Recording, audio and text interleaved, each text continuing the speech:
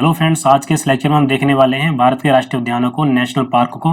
तो दोस्तों, national park को हम याद तो कर लेते हैं, लेकिन हमें हमेशा कन्फ्यूजन में ना रहता है कि कौन सा राष्ट्रीय उद्यान किस राज्य में स्थित है। तो आज के इस लेक्चर में हम नेशनल पार्क को जिस राज्य में वो स्थित है उसी राज्य से कनेक्ट करके किसी न किसी प्रकार से याद करेंगे, जिससे कि हमें ये राष्ट्रीय उद्यान लंबे समय तक आसानी से याद रहें। और दो राष्ट्रीय उद्यान 2021 में जोड़े गए हैं, जो कि असम में है, यहाँ पर असम में है।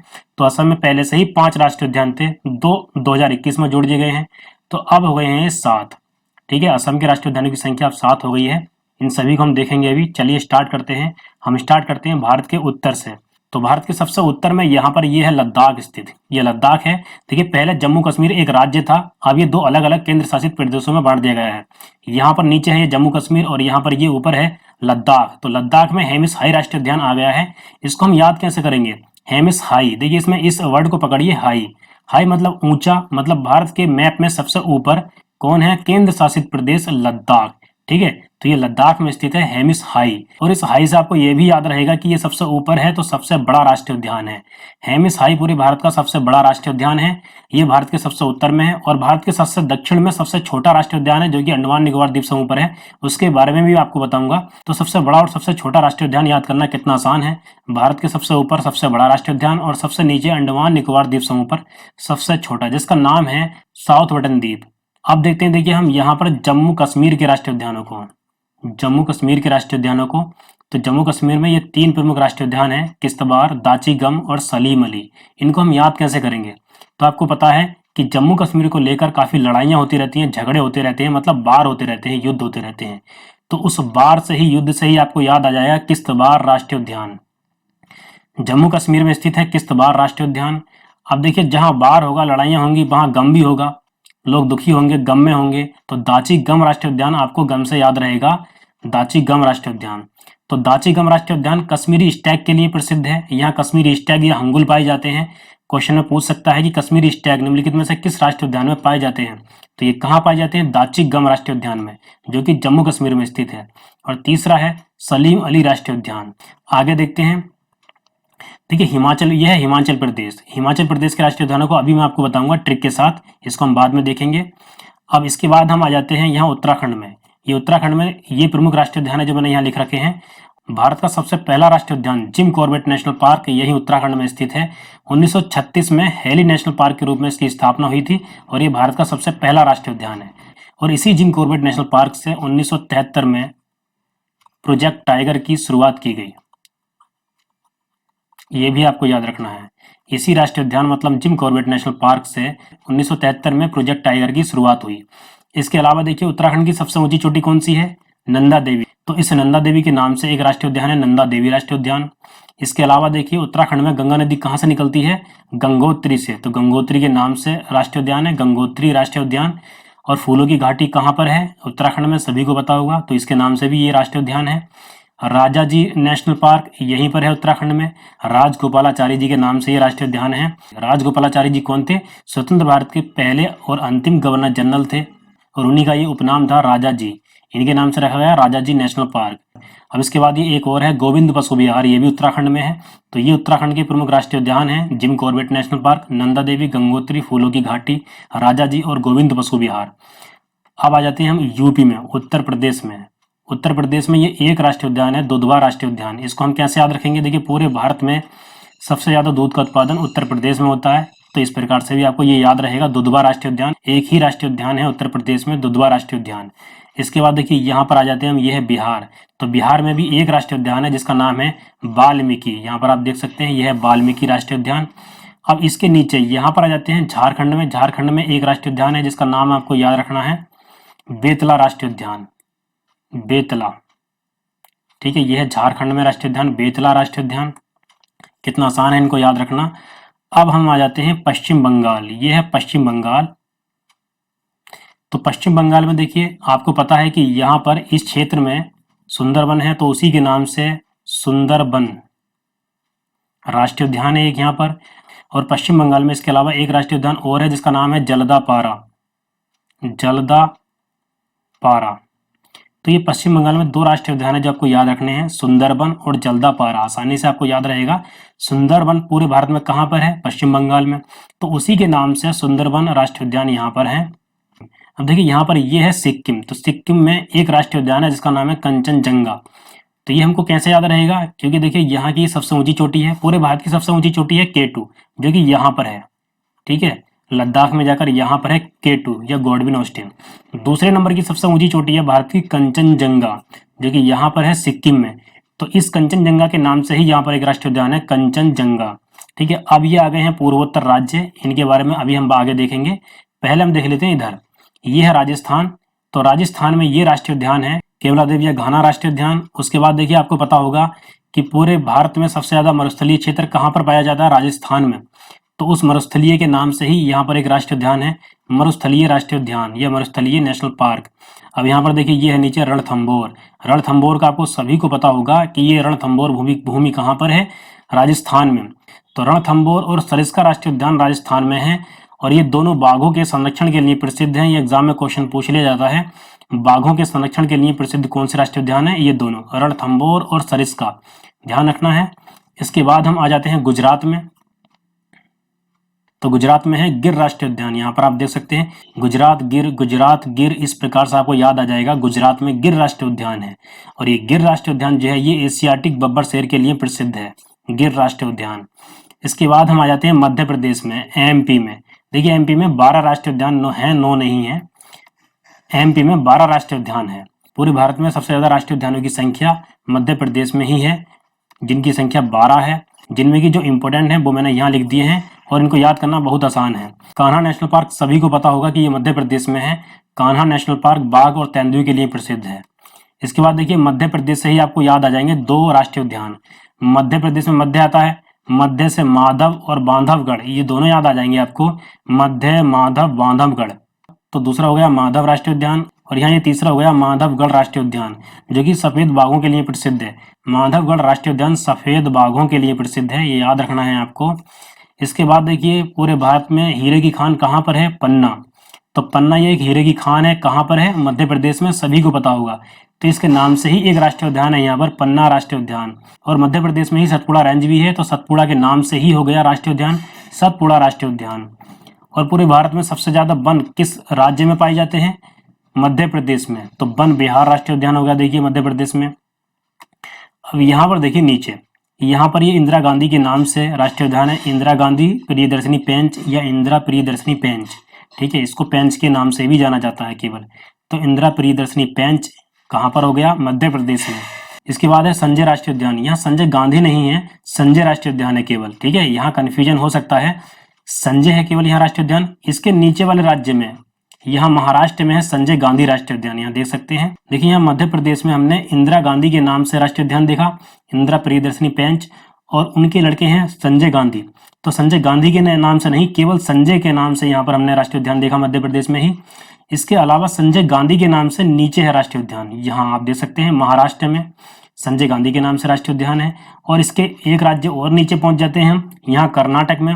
तो कर्नाटक में इनके दूसरे लड़के राजीव गांधी के नाम से राष्ट्रीय उद्यान है, राजीव गांधी राष्ट्रीय उद्यान। तो यहाँ को ये याद रखना है, यहाँ मध्य प्रदेश में इंदिरा प्रियदर्शनी पेंच और संजय, और नीचे संजय गांधी, और उसके नीचे है यहाँ पर महाराष्ट्र में राजीव गांधी राष्ट्रीय उद्यान, ठीक है। तो यहाँ पर देखिए हमने संजय राष्ट्रीय उद्यान भी देख लिया है। अब इसके बाद ये लास्ट में बचा है मांडला प्लांट फॉजिल, ये भी मध्य प्रदेश में है, ठीक है। आगे देखते हैं, अब महाराष्ट्र में आ जाते हैं। महाराष्ट्र में हमने संजय गांधी को देख लिया है, संजय गांधी राष्ट्रीय उद्यान को। इसके बाद देखिए पंडित जवाहरलाल नेहरू राष्ट्रीय उद्यान भी महाराष्ट्र में है, नवेगांव राष्ट्रीय उद्यान महाराष्ट्र में है, और चंदौली राष्ट्रीय उद्यान महाराष्ट्र में है। तो ये 4 प्रमुख राष्ट्रीय उद्यान है जो आपको याद रखने हैं, महाराष्ट्र में स्थित है।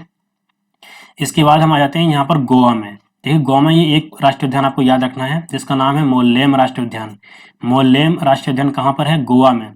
और कर्नाटक में एक तो मैंने आपको बता दिया है राजीव गांधी या नागरहोल, दूसरा नाम इसका नागरहोल भी है।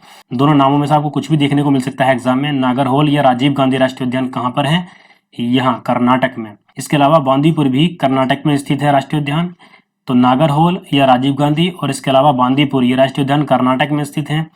अब हम आ जाते हैं और नीचे, यहाँ पर देखिए ये है केरल। तो केरल में यहाँ पर ये अन्नामलाई की पहाड़ियाँ पाई जाती हैं। अन्नामलाई की पहाड़ियों की सबसे ऊंची चोटी है अन्नाईमुडी, आपको याद भी होगा, यहाँ की सबसे ऊंची चोटी है अन्नाईमुडी। उसी के नाम जैसा ये नाम है अनामुडी 16, आपको आसानी से याद रहेगा। तो केरल में हो गया अनामुडी 16 ये राष्ट्रीय उद्यान। और दूसरे नंबर पर है पेरियार।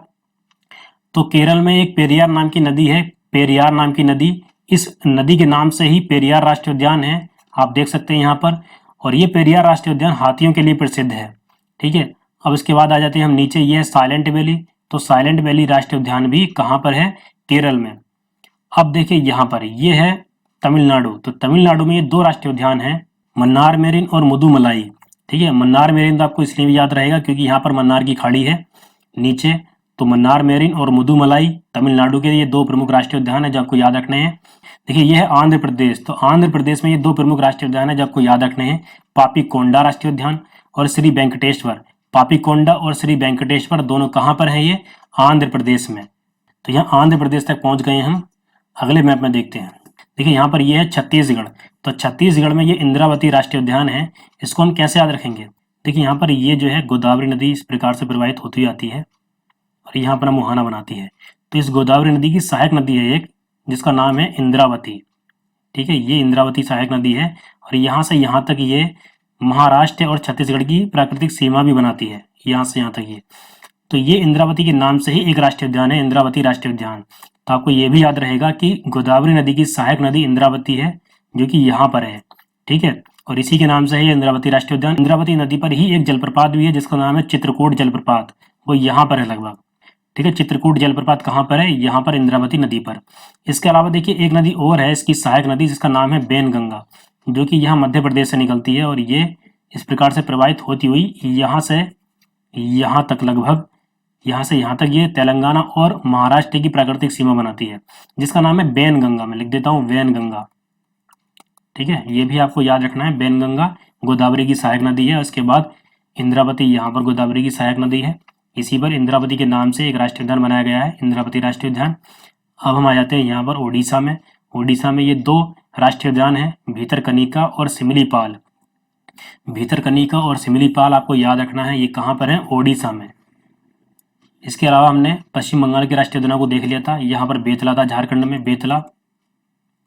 यहाँ पर इधर के राज्यों में हरियाणा बचा है। तो हरियाणा में ये दो प्रमुख राष्ट्रीय उद्यान है, सुल्तानपुर राष्ट्रीय उद्यान और कालेसर राष्ट्रीय उद्यान। इसको हम कैसे याद रखेंगे? आपको पता होगा, देखिए हरियाणा में एक प्रसिद्ध भैंसा है जिसका नाम है सुल्तान। अगर आपको उस भैंसे के बारे में पता होगा, क्योंकि वो बहुत ज्यादा महंगा भैंसा है, उसका नाम है सुल्तान, तो उस भैंसे के नाम से ही आपको याद आ जाएगा सुल्तानपुर राष्ट्रीय उद्यान। अब भैंसे का रंग कैसा होता है? काला। तो कालेसर राष्ट्रीय उद्यान भी यहीं पर है, हरियाणा में। तो हरियाणा में एक सुल्तानपुर और कालेसर राष्ट्रीय उद्यान है। अब इसके बाद हम देखते हैं पूर्वोत्तर राज्यों के राष्ट्रीय उद्यानों को। तो यहाँ पर देखिए ये है मेघालय। मेघालय में है नोकरेक राष्ट्रीय उद्यान। आपको पता होगा मेघालय की सबसे ऊंची चोटी है नोकरेक, तो इसी के नाम से नोकरेक राष्ट्रीय उद्यान है मेघालय में। इसके बाद देखिए यहाँ पर ये है असम। तो असम में 2021 में दो राष्ट्रीय उद्यान जोड़े गए हैं, पहले से ही 5 थे यहाँ पर, दो अब 2021 में जोड़ दिए गए हैं, तो अब हुए हैं यहाँ पर 7 राष्ट्रीय उद्यान। तो पहले ये 5 जो थे, इनमें से ये दो प्रमुख थे, काजीरंगा और मानस राष्ट्रीय उद्यान।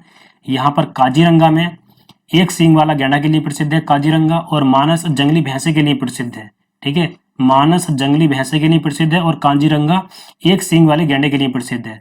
अब ये दो नए जो जुड़ गए हैं, इनका नाम क्या है? एक है इनमें देहिंग पटकाई, देहिंग पटकाई, और दूसरा है रायमोना।